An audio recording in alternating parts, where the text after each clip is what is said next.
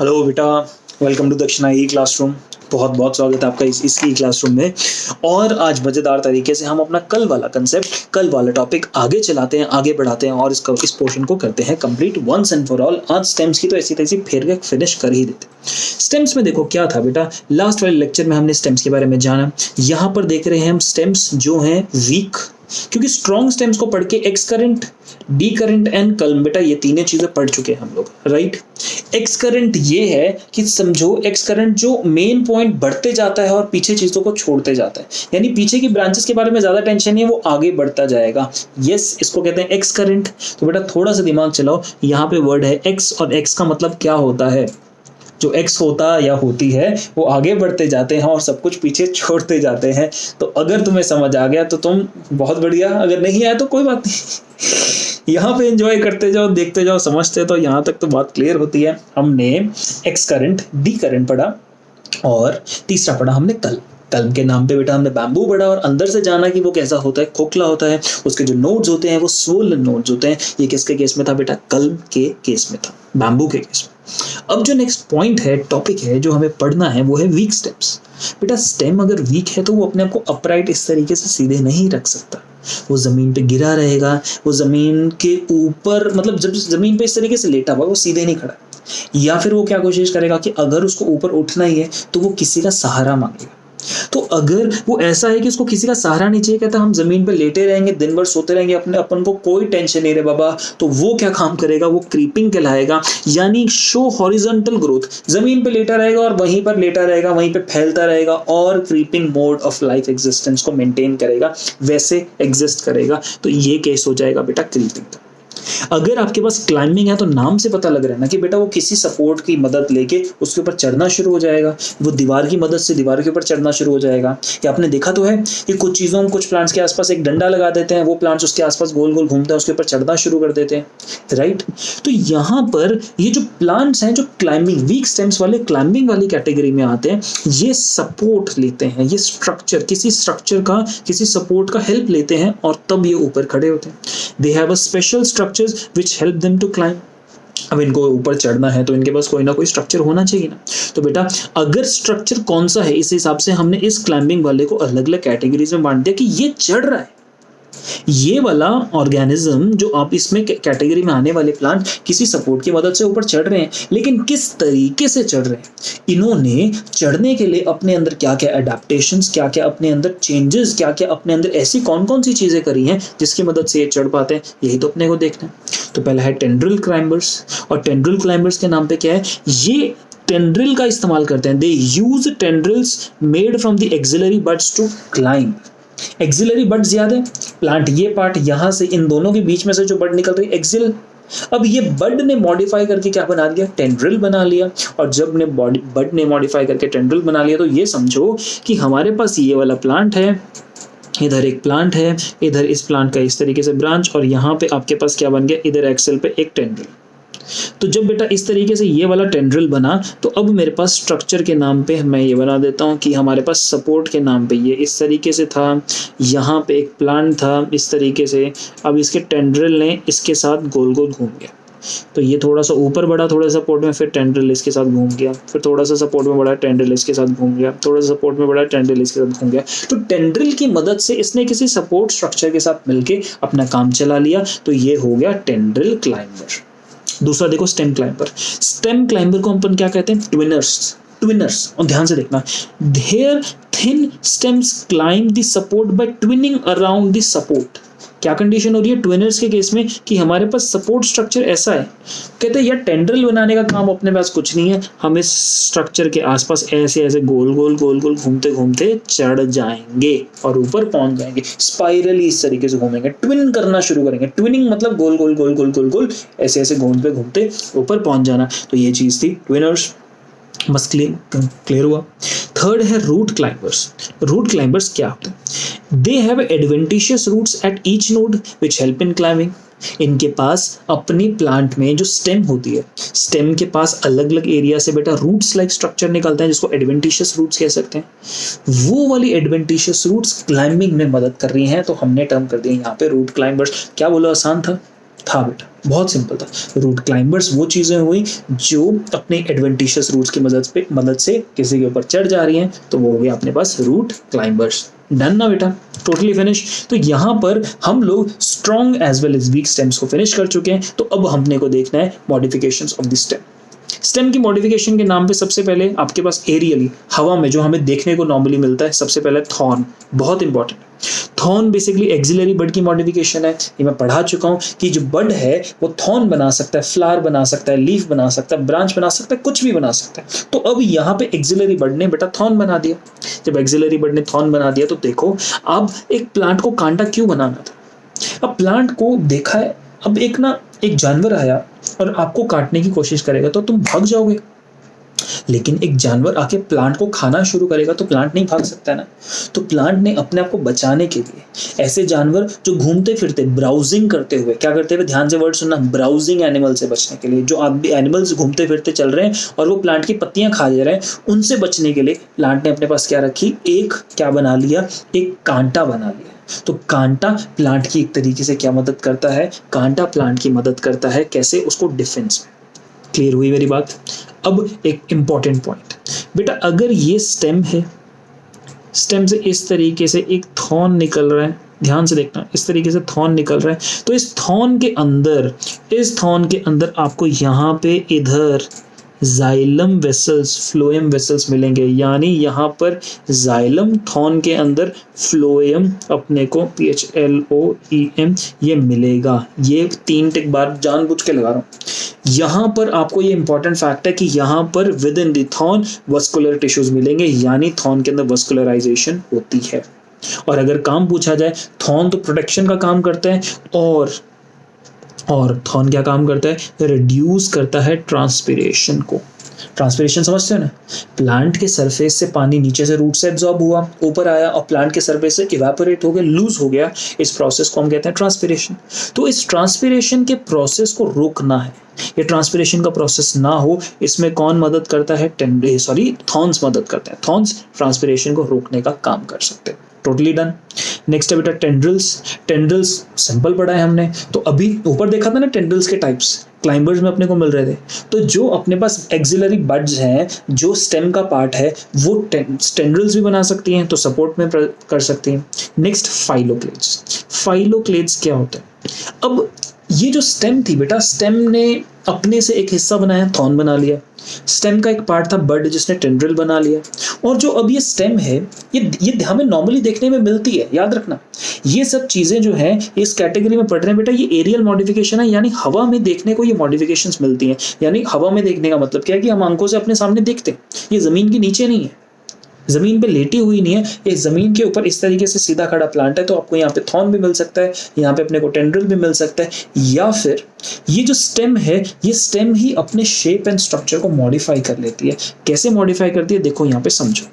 अगर अपन लोग इस तरीके से स्टेम देख रहे हैं तो बेटा ये नॉर्मल स्ट्रक्चर है जो अपने को स्टेम का दिखाई देता है। लेकिन कुछ केसेस में प्लांट्स जो ऐसे हैबिटेट्स में मिलते थे, जैसे कि डेजर्ट, जैसे कि राजस्थान, तो प्लांट में बेटा ये स्टेम था और स्टेम के ऊपर ना इस तरीके से बड़ी बड़ी लीव्स थी, पतली सी लेकिन बड़ी बड़ी लीव्स थी। और लीव्स में ना बहुत सारे स्टोमेटा थे। क्या थे, स्टोमेटा थे। लीव्स का मेजर काम तो मालूम है मुझे, फोटोसिंथेसिस होता है क्योंकि ग्रीन है। अब लीव्स ग्रीन थी, फोटोसिंथेसिस कर रही थी, लेकिन नुकसान एक था कि लीव से जो इधर से इन स्टोमेटा से पानी का लॉस बाय ट्रांसपिरेशन हो रहा था ना, वो जरूरत से ज्यादा था, बहुत ज्यादा। यानी वाटर का लॉस बाय ट्रांसपिरेशन बहुत ज्यादा था। कहां से, इन लीव्स से। तो प्लांट ने क्या सोचा, प्लांट कहता है कि यार ये लीव्स तो बहुत जरूरी हैं क्योंकि फोटोसिंथेसिस करने में मदद करती हैं। अब अपने को क्या करना है कि हमें फोटोसिंथेसिस करवानी है, लेकिन लीव्स को हमें हटाना है, हमें फोटोसिंथेसिस करानी है, बट हमें लीव्स को क्यों हटाना है, क्योंकि हमें ट्रांसपिरेशन नहीं चाहिए। हम डेजर्ट में रह रहे हैं, पानी बहुत कम है। अगर पानी इतना कम है तो ऑलरेडी आप लीव से वेस्ट कर दोगे तो नुकसान हो जाएगा ना। तो स्टेम्स कहते हैं ठीक है, हमें कोई प्रॉब्लम नहीं है, हम इस तरीके से होने की जगह हम क्या करते हैं, अपना स्ट्रक्चर ऐसे बना लेते हैं। ये वाला स्ट्रक्चर आप बचपन से बनाते हो, कुछ आपको ये वाला स्ट्रक्चर याद आ रहा है? यस। तो ये वाला स्ट्रक्चर किसका था बेटा, कैक्टस का। यस और नो? यस। तो ये कैक्टस जो है ये किस कैटेगरी में आते हैं, ये वाले किस कैटेगरी में आते हैं, जिसको अपन टर्म करते हैं फाइलोक्लेट्स। क्या कहते हैं, फाइलोक्लेड्स। देखो कैक्टस के एग्जाम्पल अपने को यहाँ दिखाई दे रहे हैं, ये दोनों are the example of cactus, right. Opuntia, euphorbia, example of cactus. अब कैक्टस के नाम पे जब ये स्ट्रक्चर इस तरीके से है, तो अब ये वाला पोर्शन क्या था बेटा, ये थी मॉडिफाइड स्टेम। ये स्टेम है, स्टेम ऐसे होने की जगह ऐसी हो गई, मॉडिफाइड स्टेम। अब जब स्टेम इस तरीके से वाइड हो गई, फ्लैट हो गई, ग्रीन हो गई, तो लीव्स का क्या काम, लीव्स का कोई काम नहीं। तो लीव्स आर इस तरीके से, इसके ऊपर लीव्स आपको मिलेंगे ऐसे, यहाँ पे इस तरीके से तीखे तीखे, यानी लीव्स जो हैं, leaves modify into, leaves are modified into spines. किसके अंदर, स्पाइन्स। और यहाँ पर ये वर्ड आपके लिए अत्यधिक आवश्यक है, ध्यान से मेरी बात सुनो। लीफ किसके अंदर कन्वर्ट हो गई, स्पाइन के अंदर। Yes, leaf modify into spine. क्यों बोल रहा हूं मैं बार बार, क्योंकि जब स्टेम की मॉडिफिकेशन होगी तो वो थॉर्न कहलाएगी। स्टेम की तीखी तीखी मॉडिफिकेशन होगी तो थॉर्न कहलाएगी, लेकिन लीफ की ऐसी तीखी तीखी मॉडिफिकेशन होगी तो वो क्या कहलाएगी, स्पाइन कहलाएगी। क्या ये वाली बात क्लियर हुई? तो कैक्टस के पास थॉर्न्स नहीं होते, कैक्टस के पास क्या होते हैं बेटा, स्पाइन्स होते हैं। अगर ये वाली बात आपको क्लियर हुई तो पेपर में आप गलती नहीं करेंगे। तो कैक्टस के पास क्या है, कैक्टस के पास स्पाइन्स है, right. Spines are modification of leaves, cactus के पास थॉर्न्स नहीं है। तो यहां पर देखो क्या बात बोली जाती है कि ये पहली बात ड्राई एरिड, ड्राई का मतलब सूखे एरिया जहाँ पे पानी की कमी है उनको एरिड एरियाज भी बोलते हैं। जो स्टेम होती है वो फ्लैट हो जाती है, सिलिंड्रिकल हो जाती है और फोटोसिंथेटिक हो जाती है ग्रीन कलर की वजह से।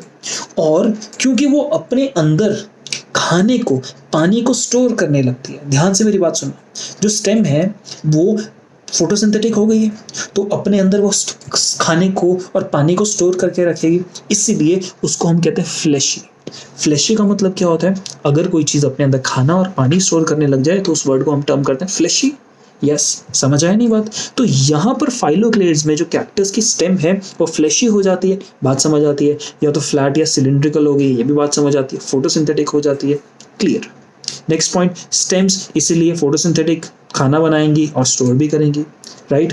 Leaves are reduced to spines. क्या, leaves are reduced to spines, या इनसे भी छोटे छोटे, बिल्कुल छोटे छोटे लीव्स। ऐसे लीव्स मतलब जो एकदम, ये देखो ये एक पेज है, ये पेज का जो ये वाला एंड है आपको दिखाई दे रहा है, ऐसे स्ट्रक्चर को, इस वाले स्ट्रक्चर को हम स्केल्स कह सकते हैं। क्या कह सकते हैं, स्केल्स। तो leaves can be modified into spines और स्केल्स, क्लियर। जब इतनी बड़ी लीफ थी, अगर ये लीफ इतनी सी रह जाए तो मैं इस चीज को टर्म करूंगा स्केल। क्लियर हुई मेरी बात? डन ना बेटा? Totally clear. तो अब यहाँ पे एग्जाम्पल के नाम के अंदर हमने बोल दिया ओपनशियन यूफोर्बिया, और याद रखना इसके ऊपर क्योंकि स्टेम है तो नोड्स एंड इंटरनोड्स तो भैया मिलेंगे ही मिलेंगे। नेक्स्ट चीज है क्लैडोड। क्लैडोड क्या है, flat and fleshy stems but with only 1 or 2 internodes. कहने का मतलब क्या है कि देखो ये वाला स्ट्रक्चर कैक्टस है, ये हमारे पास स्ट्रक्चर के नाम पे ये हुआ फाइलोक्लेड, और ये वाला स्ट्रक्चर है क्लैडोड। यहाँ पे स्टेम एकदम पतली पतली सी हो जाती है, देखो लग रहा है ना कि स्टेम एकदम पतली, मोटी नहीं रही, सिलेंड्रिकल नहीं रही, पतली पतली रह गई, और इनका स्ट्रक्चर बहुत ज्यादा बड़ा नहीं होता है ना, 2 या 3 इंटरनोड जितना बड़ा होता है। तो यहाँ पे ये बोल रहे हैं कि स्टेम जो है वो फ्लैट हो जाती है, अपने अंदर स्टोर करने लगती है, लेकिन बहुत पतली है और उसका साइज बहुत छोटा है, 1 या 2 इंटरनोड जितना बड़ा साइज होता है। एग्जाम्पल में बोलो तो एस्पैरागस एंड रस्कस। एंड मैं एक चीज आपको बताना चाहता हूँ, इधर वर्ड है ये देखो फाइलोक्लेड्स, एक सेकेंड, ये वर्ड है फाइलोक्लेड्स, दूसरा वर्ड है क्लैडोड। इन दोनों में कंफ्यूजन बेटा नहीं करने का। फाइलोक्लेड्स हमारे पास ये हैं, क्लैडोड्स बेटा अपने पास ये हैं। क्लैडोड्स के नाम पे ये दोनों एस्पैरागस एंड रस्कस आते हैं, फाइलोक्लेड्स के नाम पे ओपनशिया यूफोर्बिया आते हैं, और इन दोनों में कंफ्यूजन होती है तो अपने को इसको अच्छे से याद रखना है। कहानी क्लियर हो रही है क्या नहीं, राइट। आगे देखते हैं बल्बिल्स। बल्बिल्स क्या होते हैं, अब मैंने तुम्हें बल्बिल्स थोड़ी देर पहले भी पढ़ाए थे, थोड़ी देर पहले नहीं, पुराने वाले लेक्चर में पढ़ाए थे। पुराने वाले लेक्चर में बोला था कि बर्ड्स जो होते हैं अगर वो अपने आप को इस तरीके से मॉडिफाई कर ले कि वो वेजिटेटिव रिप्रोडक्शन में पार्ट लेना शुरू कर दे, तो यहाँ पे बर्ड्स मॉडिफाई हो गए और उन्होंने क्या कर दिया, रिप्रोडक्शन के अंदर पार्टिसिपेट करना शुरू कर दिया। किसमें, रिप्रोडक्शन में पार्टिसिपेट करना शुरू कर दिया। तो ऐसे बर्ड्स को अपन टर्म करते हैं बल्बिल्स, और रिप्रोडक्शन में पार्टिसिपेट करते ही हैं, प्लस इसके साथ साथ वो फूड भी स्टोर कर लेते हैं, इसलिए मतलब फ्लैशी हैं, फूड स्टोर कर रहे हैं, मॉडिफाइड बड है, एग्जाम्पल किस में मिलता है, अगेव एंड ऑक्सैलिस। क्या ये वाली बात एनसीईआरटी में दी हुई है +1 में? नहीं। क्या ये वाली बात +2 में दी हुई है? हाँ। तो क्या ये बात आप यही के यही याद करेंगे? मैं कहूँगा हाँ। हुई मेरी बात क्लियर? Totally done.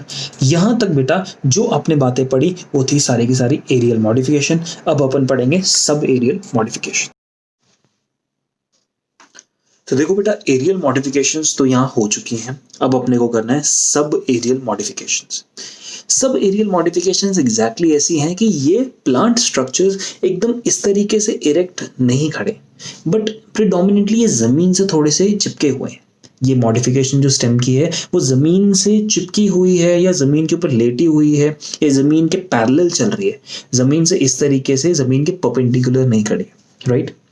एग्जाम्पल में कहने के लिए सबसे पहले रनर्स हैं, दूसरे स्टोलॉन्स, तीसरे ऑफसेट्स और चौथे सकर्स। ये बेटा 4 चीजें हैं जो आपकी सब एरियल मॉडिफिकेशंस में आती है। और मैं आपको एक बात बता देना चाहता हूँ, ये चारों बहुत ज़्यादा ज़रूरी हैं। एनसीईआरटी इनको मेंशन करता है, कंफ्यूजिंग तरीके से मेंशन करता है, तो हम यहाँ पे नोट्स में इफेक्टिवली देखते हैं कि क्या किसका क्या मतलब, राइट। बात करते हैं बेटा रनर्स की। Runners horizontal branches and develop from a single shoot. They grow horizontally on the land surface. Specifically जैसे घास उगती है ना बेटा, इस तरीके से देखो, ये आपको घास दिखाई दे रही है, यहाँ पे इस तरीके से ये वाला ऐसे लंबा से ये वाला स्ट्रक्चर दिखाई दे रहा है। अगर मैं इसको ब्लैक से अगर दिखाऊं तो शायद अपने को ये दिखेगा। तो आपके पास जो ये चीज दिखाई दे रही है ये है बेटा एक रनर। ये हमारे पास एक शूट है, इस तरीके से इस शूट से एक ब्रांच निकलेगी और ये ब्रांच इस तरीके से अपने को मिलेगी। तो जो ये वाला स्ट्रक्चर है बेटा ये होगा रनर। अगर आप रनर में और अच्छे से ऑब्जर्व करेंगे बेटा इस पूरे स्ट्रक्चर को, तो रनर में ना देखने को बेटा अपने को कोई चीज दिखाई देती है। जैसे ये देखो, ग्रास के अंदर ये इस तरीके से रनर चल रहा है। तो ये जो चीज है ये है नोड्स। और बेटा रनर्स की क्वालिटी क्या होती है कि जो इनके ये होते हैं ना इंटर नोड्स, क्या होते हैं, इंटर नोड्स जो होते हैं इनके ये लॉन्ग होते हैं, काफी लंबे लंबे इंटर नोड्स होते हैं। ये केस है रनर्स का। और यहाँ पे इफेक्टिवली जो आपको फोटो में दिखाई दे रहा है ये रनर दिखाई दे रहा है बेटा, घास दिखाई दे रही है ना, ये आपके पास रनर है। नीचे वाला स्ट्रक्चर है स्टोलॉन। स्टोलॉन वाला स्ट्रक्चर ये नीचे वाला है, ऊपर वाला स्ट्रक्चर बेटा रनर का है, ये अपने को घास दिखाई दे रही है, राइट।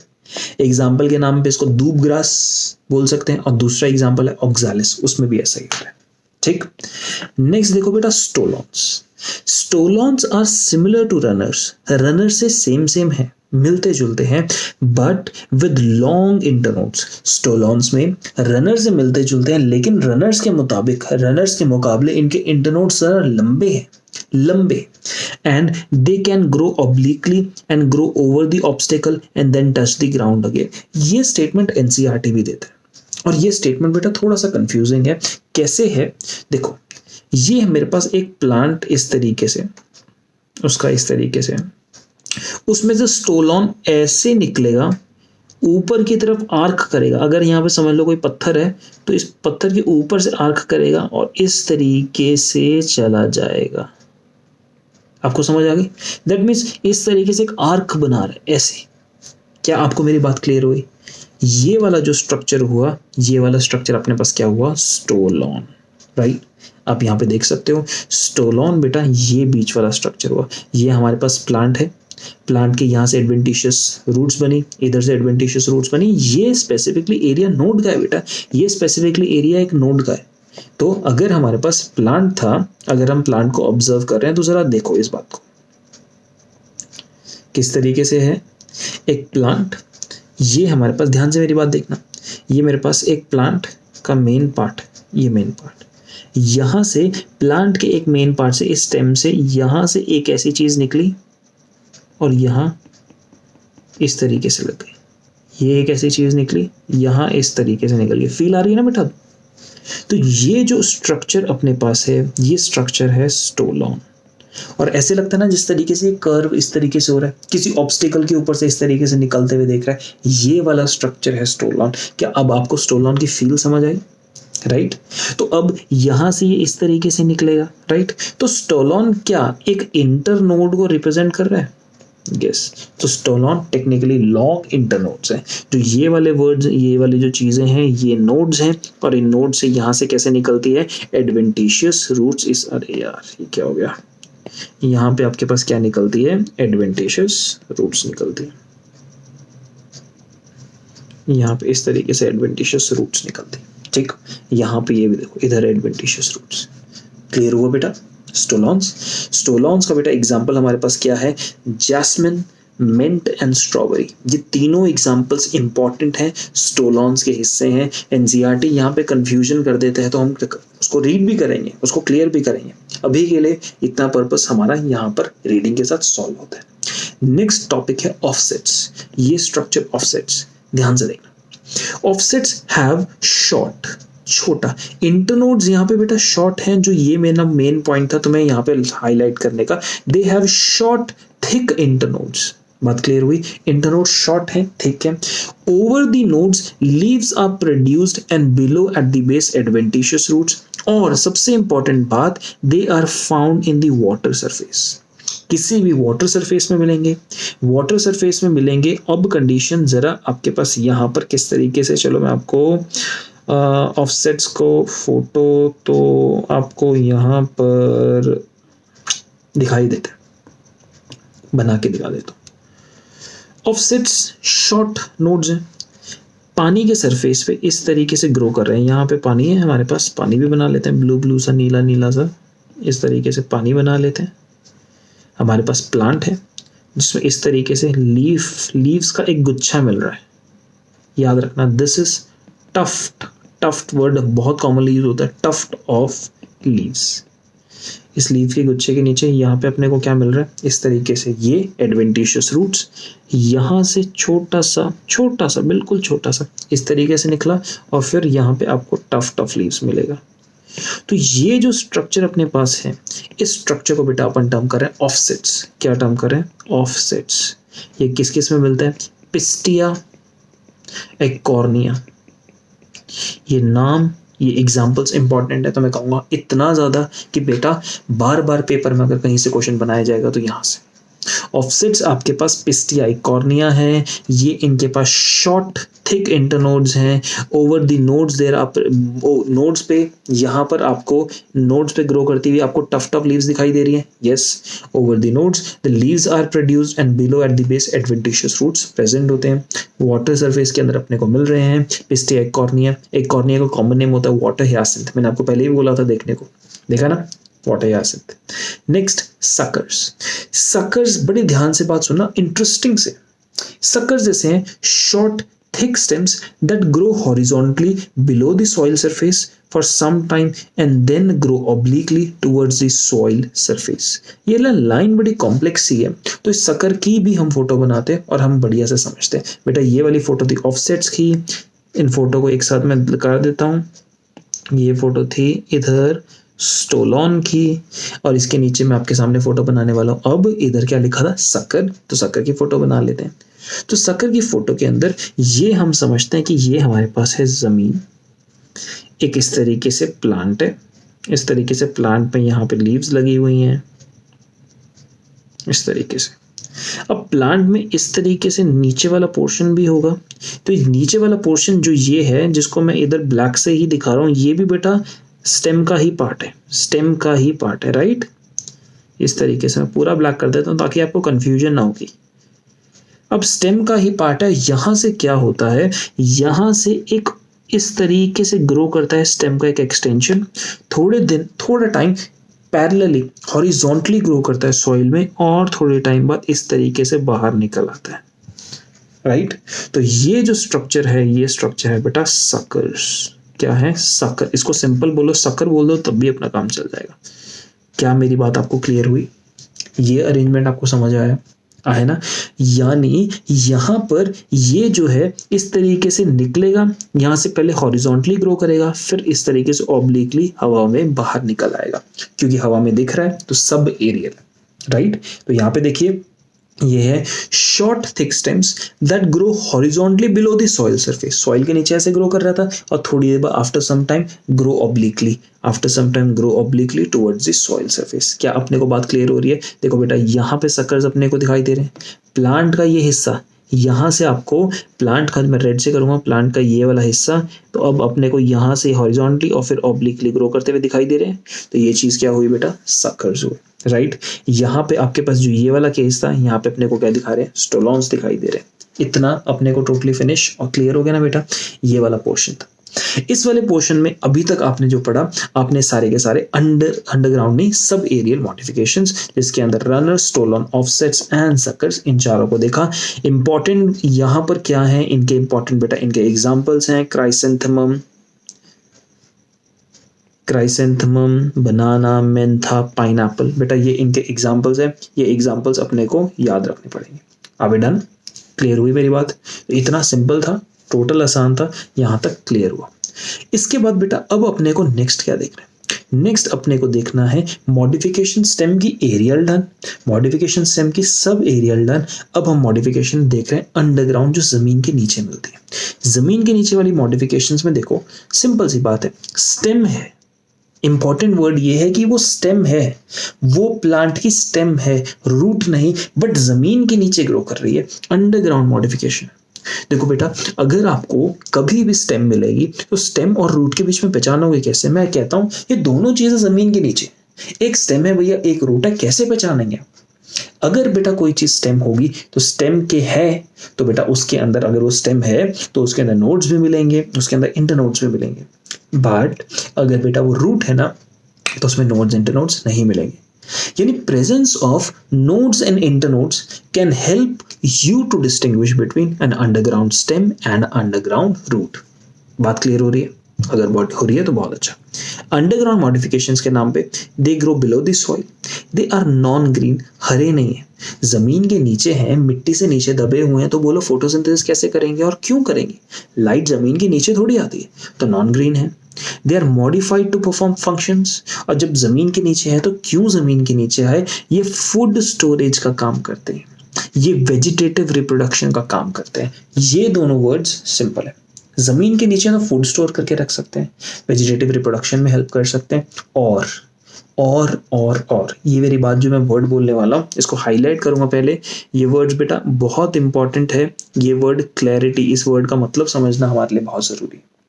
ऐसा है कि मैं पहले कहानी सिंपल इसकी समझाता हूँ कि पुराने टाइम पे जब लड़ाइयाँ हुआ करती थी ना, तो बेटा जब समझ लो कि वर्ल्ड वॉर्स चलती थी, तो वर्ल्ड वॉर्स के दौरान क्या होता था कि एक, जैसे जर्मनी जो था, जर्मनी ना ब्रिटेन के ऊपर, इंग्लैंड जो एरिया है ना, इंग्लैंड जो कंट्री, उसके ऊपर ना अटैक करता था। तो जब जर्मनी अटैक किया करता था तो जर्मनी के पास ना बहुत ही स्ट्रॉन्ग एयरफोर्स थी। तो जर्मनी एयरफोर्स के साथ प्लेन्स में ना अपने बॉम्ब्स लेके आता था और वो सिटीज़ पे ड्रॉप कर देता था। वो बॉम्ब्स सिटीज़ के ऊपर गिर जाते थे और सिटीज़ पूरी की पूरी तबाह हो जाती थी। तो अगर लोग अगर अपने घरों में रह रहे हैं, तो अगर बाई चांस बम उनके घर के ऊपर गिर गया, उनकी बिल्डिंग पे गिर गया, यानी कितने लोग मारे जाएंगे।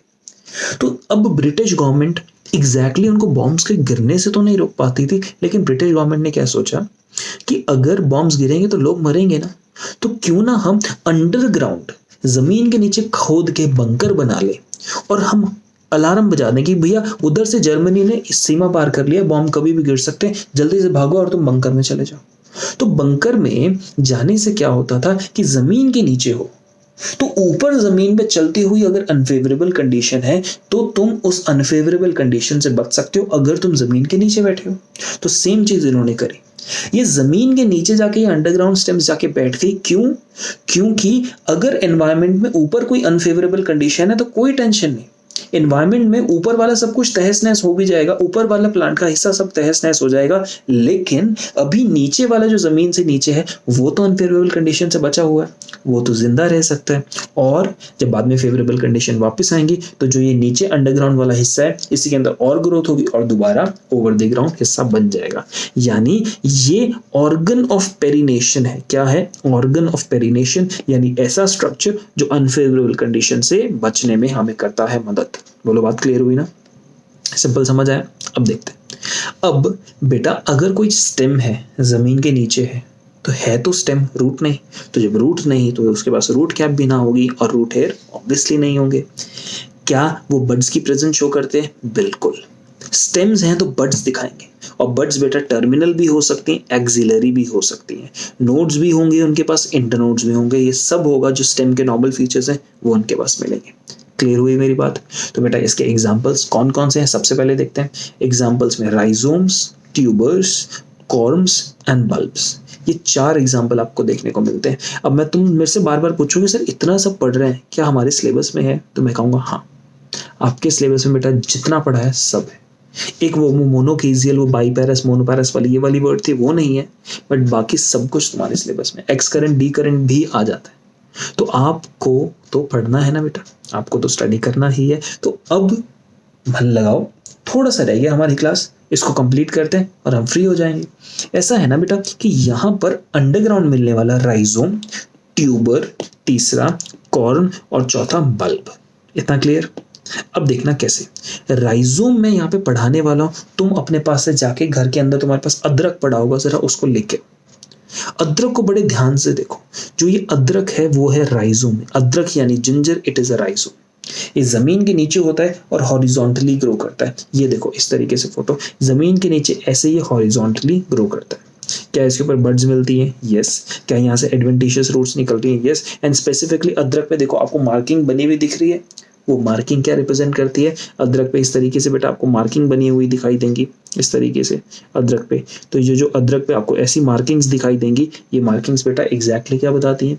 ये मार्किंग्स कहती हैं कि जो अदरक है यहाँ पर ये नोड्स है, और नोड्स के बीच में ये स्पेसेस आपको दिखाई दे रहे हैं। ये वाला स्पेस दिखाई दे रहा है, ये वाला स्पेस यहाँ मैं बना रहा हूँ, ये वाला स्पेस, ये वाले स्पेसेस क्या बेटा? ये स्पेसेस हैं अपने इंटरनोड्स। तो यहाँ पर मैं कहता हूँ they grow horizontally, they are thick and fleshy, मोटे मोटे होते हैं। फ्लैशी क्यों है? क्योंकि अपने अंदर कोई सामान स्टोर किए बैठे, तो फ्लैशी कह दिया। ओके। अब अदरक के ऊपर क्योंकि स्टेम है तो लीफ मिलनी चाहिए थी, लेकिन जो लीफ है ना बेटा वो काम का तो कुछ भी नहीं है, क्योंकि जमीन के नीचे रह के क्या फोटोसिंथेसिस करोगे।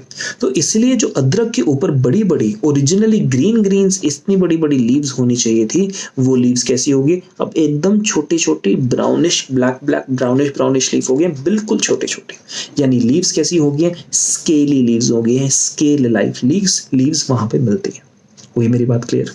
फूड स्टोर करेंगे, act as a organ of perennation, ये पॉइंट समझा चुका हूँ। एक कहाँ पे मिलेगा? जिंजर, टर्मरिक, ड्रायोप्टेरिस, ये इसका एग्जांपल्स है। नेक्स्ट देखेंगे बेटा ट्यूबर्स, और ट्यूबर्स तो एक ऐसी चीज है जो तुम दबा के खाते हो, उसको हम पोटैटो कहते हैं। पोटैटो जो है आपके पास जो आलू है, ये हमारे पास एक स्टेम है।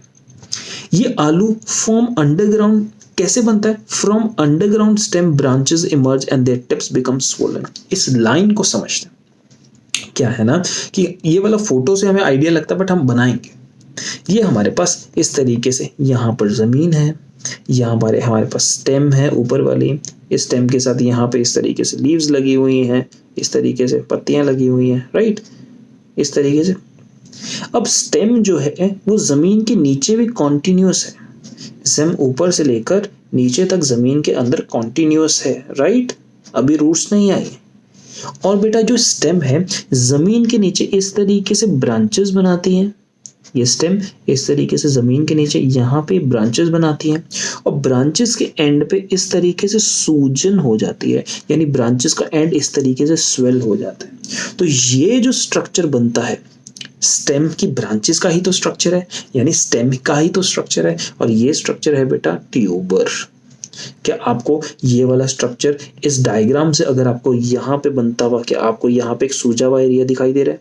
क्या ये सूजा सा एरिया दिखाई दे रहा है? क्या ये सूजा सा एरिया दिखाई दे रहा है? यस, द स्ट्रक्चर क्या है बेटा? ये स्ट्रक्चर्स हैं ट्यूबर्स। क्या आपने को ये वाली बात क्लियर हो रही है?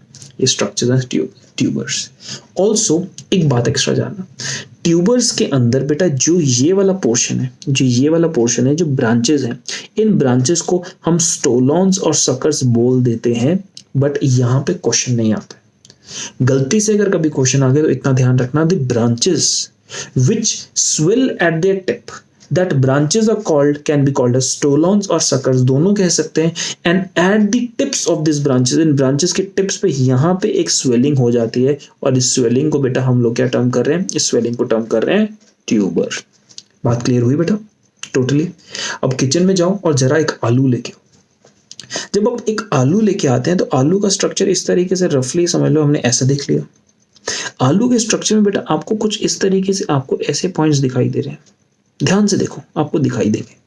फिर इनके अंदर आपको इस तरीके से स्ट्रक्चर्स भी दिखाई देंगे, राइट। मैं जरा इनमें से एक स्ट्रक्चर को लेता हूं और स्ट्रक्चर को मैं जरा इलैबोरेट कर देता हूं, इलैबोरेट करता हूं यानी मैं स्ट्रक्चर थोड़ा सा अच्छे से दिखाना चाहता हूं।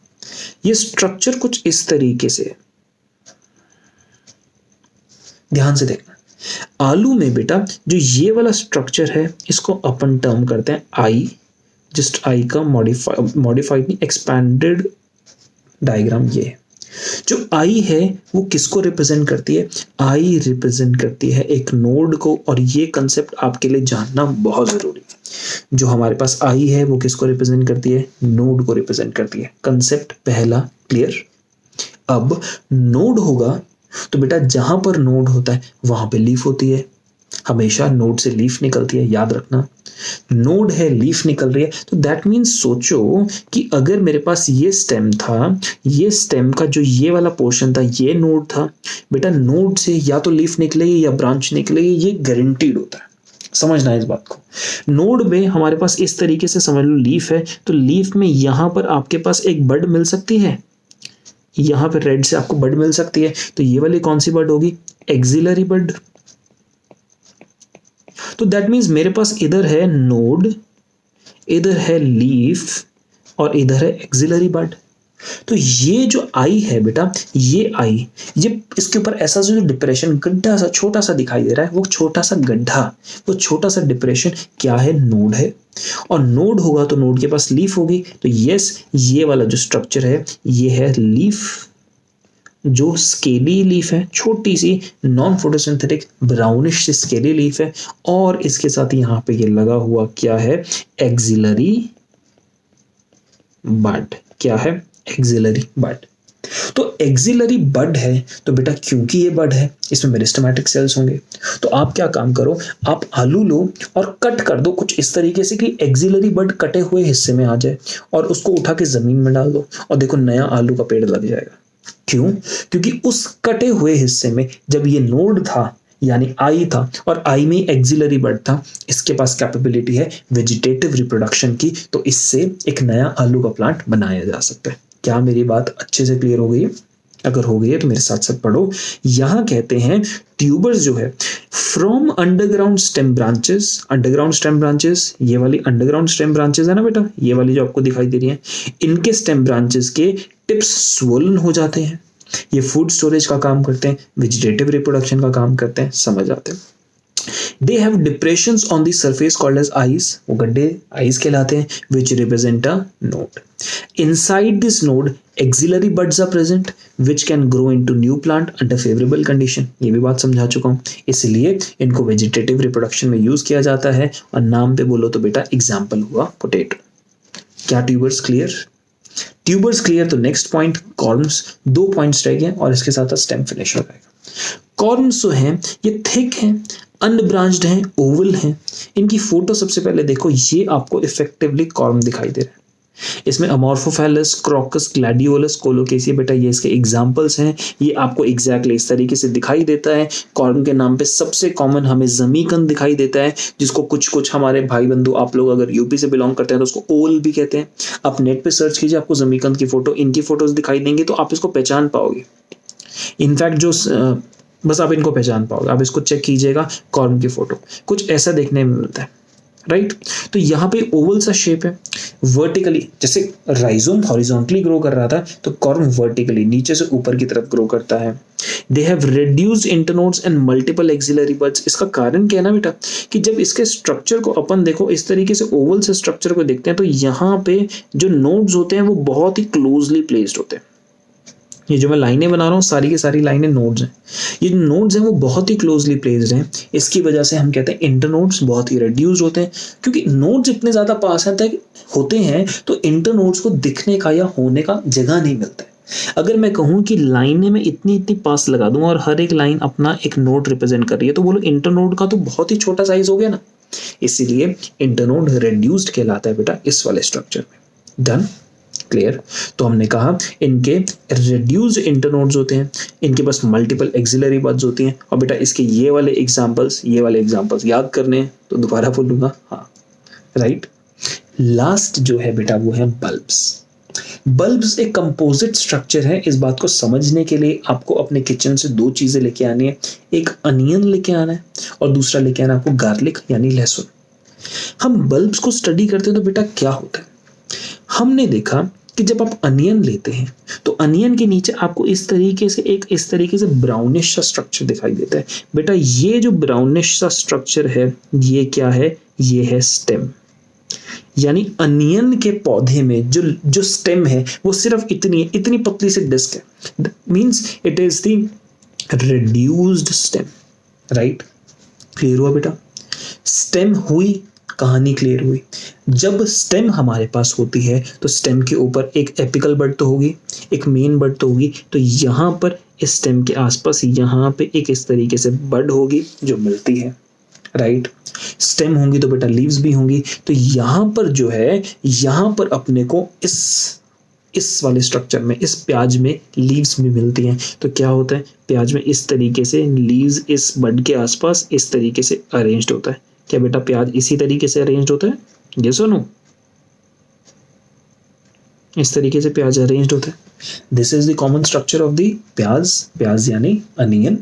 तो बेटा अनियन में मैं इसको मॉडिफाइड स्टेम के फॉर्म में पढ़ रहा हूं, बट एग्जैक्टली हमें जो दो चीजें पढ़नी है, जो ये वाले पोर्शन है जिसको हम लोग कंज्यूम करते हैं, ये है बेटा leaves.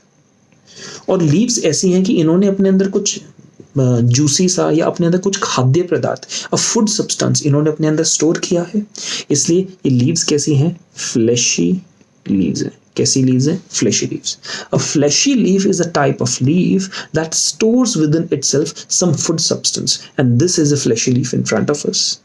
In the most inner side यहाँ पर हमारे पास क्या है, we have a bud and this portion is the reduced stem, the lowermost round disc-like portion.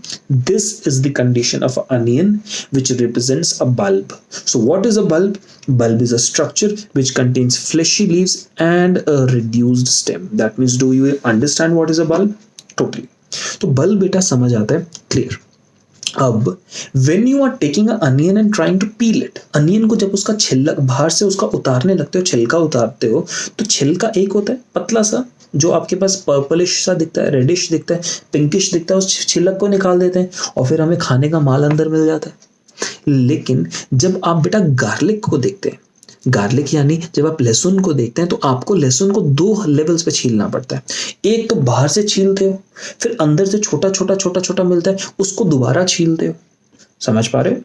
तो बेटा अब मैं लेयर्स के मुताबिक भी इनको क्लासिफाई करता हूँ। एक बार रीड करते हैं तो हमें सारी बात एक सीक्वेंस में समझ आएगी। मैं कहता हूँ these bulbs are structure which are highly condensed. इनकी कंडेंस एकदम डिस्क शेप स्टेम होती है और इस स्टेम के ऊपर लीव्स प्रेजेंट होती है जो फूड स्टोर करते हैं, इसलिए उनको फ्लैशी लीव्स कहते हैं। फिर मैंने कहा इनकी कवरिंग होती है। जब बल्ब को देखेंगे तो बल्ब, अगर आप अनियन को देखो तो बाहर एक सिंगल कवरिंग मिलती है, तो सिंपल बल्ब कहलाते हैं। बट अगर आप कुछ पर्टिकुलर टाइप के बल्ब्स को देखोगे, जैसे गार्लिक के केस के अंदर क्या होता है, आपको एक पूरे गार्लिक के बाहर एक कवरिंग मिलती है, प्लस उसके अंदर इंडिविजुअल पीस के आसपास भी कवरिंग मिलती है। तो that means it is a compound bulb. क्या है, कंपाउंड बल्ब। और अगर मैं फुल नाम लिख दूं तो बेटा, क्योंकि कवरिंग के लिए वर्ड ट्यूनिक यूज होता है। कौन सा वर्ड, ट्यूनिक। याद रखना, ट्यूनिक वर्ड हमेशा कवरिंग के लिए यूज होता है। तो एक होंगे सिंपल ट्यूनिकेटेड जिसमें सिर्फ एक कवरिंग मिलेगी अनियन, और दूसरा होगा कंपाउंड ट्यूनिकेटेड जहां पे आपको कितनी कवरिंग मिल रही है, दो कवरिंग मिल रही है। तो क्या अपने को simple and compound tunicated clear हुआ? अनियन किस में आएगा, simple tunicated, and compound tunicated के अंदर कौन आएगा, अपने पास कौन सी चीज आती है बेटा, कंपाउंड ट्यूनिकेटेड के अंदर हमारे पास गार्लिक। ये स्ट्रक्चर आप यहाँ पे देख सकते हो। इधर अपने को नीचे रिड्यूस स्टेम मिल रहा है, स्टेम के नीचे रूट्स हैं, यहाँ पे ये वाली आपके पास फ्लैशी लीव्स हैं, और ऊपर थोड़ी सी और कुछ नहीं दूसरी leaves. Simple. So this was the basic understanding and a very easy approach to understand what are the stems. Should I tell you आपका होमवर्क क्या है? आपका homework is to read your NCERT and finish off this paragraph. NCERT ने बेटा कुछ नहीं पूछा है, एनसीईआरटी ने आपसे स्टेम के दो पैराग्राफ्स दिए और आपका स्टेम की फोटोज यहाँ पे थोड़ा सा दिखा दिए, एक्सिलरी बड दिखा दिए, बोगनविलिया के अंदर आपको थॉर्न दिखा दिया है, इस तरीके से आपको स्ट्रक्चर्स दिखा दिए। इसके अलावा एनसीईआरटी ने बस इतने में स्टेम खत्म कर दिया। तो हमें 2 लेक्चर्स तो लगे पढ़ने में, बट आसान थे, सिंपल थे, मज़ेदार थे और मैं उम्मीद करता हूँ आपको चीज़ें समझ आ गई हैं। लिखेंगे मल्टीपल टाइम्स तो आपको मस्ती से एकदम बढ़िया से याद भी हो जाएगा। तो इसके साथ साथ बेटा आज का लेक्चर यहीं पे फिनिश करते हैं। उम्मीद पूरी है कि तुम्हें बढ़िया से लेक्चर समझ आ गया होगा। अगर आ गया है तो बढ़िया से तैयारी करो, मेहनत करते रहो, पढ़ाई करते रहो और खुश रहो। थैंक यू बेटा।